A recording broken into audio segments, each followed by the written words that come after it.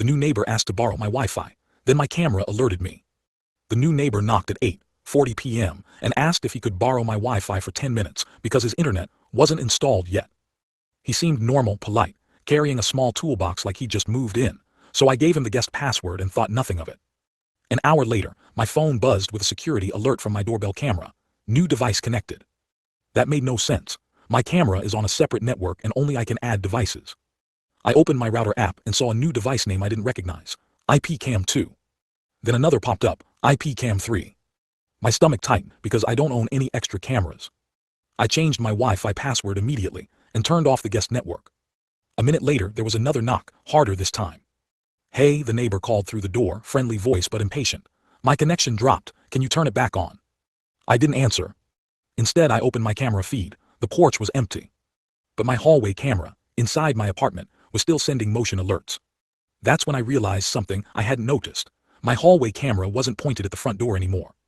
It was pointed toward my bedroom. I grabbed the camera, spun it back, and my hand stopped shaking for just long enough to see a tiny piece of black tape on the base, covering the reset pinhole. Someone had touched it. I called the building security line first, then the police. While I waited, I checked the router logs again, and saw the guest network had been used to access the camera's local IP address. Someone had been trying to change my camera settings from inside the Wi-Fi, not from my account. The police arrived with building management and knocked on the neighbor's door. No answer. They used the master key. The apartment was almost empty. No furniture, no clothes, no food. Just a folding chair, a backpack, and a laptop open on the floor. On the laptop screen was a list of apartment numbers in the building. Mine had a check mark next to it. Building management pulled the lease records. The name was fake, the ID was fake, and the payment had been made with a prepaid card.